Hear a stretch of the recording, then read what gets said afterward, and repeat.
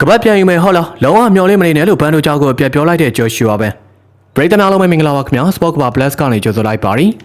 UFC 331မကြေပွဲမတိုင်ခင်သတင်းစာရှင်းလင်းပွဲမှာရုပ်ပိုင်းဆိုင်ရာရန်ပွဲတွေပြင်စိတ်ပိုင်းဆိုင်ရာစစ်စင်မှုတွေကလည်းအတော်လေးကိုပြင်းထန်နေပါရီဒီတကစကလုံးစစ်ပွဲရဲ့အဓိကဇက်ကောင်ကတော့ Flyweight Champion Joshua Ban နဲ့ဘန်တို့ဂျာတို့နှစ်ယောက်ကြားက Flyweight Champion ကပတ်ကြီးပါပဲချန်ပီယံဘန်တို့ဂျာကအရင်ပွဲတုန်းကတထောင်စစ်ပြုတ်ထွက်သွားတဲ့ဒဏ်ရာကြောင့်သာဒီကပတ်ကိုလွယ်လွယ်ကူကူလက်လွတ်ခဲ့ရတာဖြစ်လို့ဒီကပတ်ကသူ့ရဲ့ပိုင်းဆိုင်မှုသာဖြစ်တယ်လို့စိတ်ထဲမှာခံယူထားသေးပါ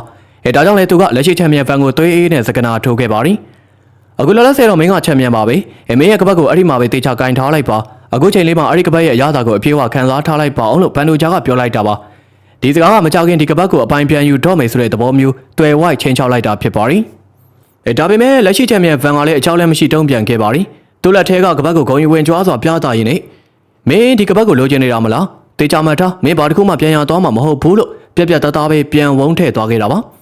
ဘန်ဒဂျာထွက်ဒီကပတ်ကမမျောလိမ့်မယ်နဲ့ဆုံးရှုံးခဲ့ရတဲ့သူ့ရဲ့ဂုံတိတ်ခါကိုပြန်ဆယ်ဖို့ဖြစ်ပြီးဗန်ဒရက်ကတော့သူဟာကန်ကောင်းလို့ချန်ပီယံဖြစ်လာတော့မဟုတ်ဘူးဆိုတာကိုတတ်တည်ပြဖို့ဖြစ်နေပါရီလက်ရှိချန်ပီယံနဲ့ချန်ပီယံဟောင်းတို့ကြားကဒီလိုပြင်းထန်တဲ့စိတ်သက်စစ်စင်ရဲတွေကြောင့်ပဲသူတို့ရဲ့မချေပွဲကပရိသတ်တွေအတွက်မျက်တောင်မခတ်တန်းစောင်းကြည့်ရမယ့်ပွဲကြီးပွဲကောင်းတစ်ပွဲဖြစ်လာတော့မှအသေးကြပါပဲ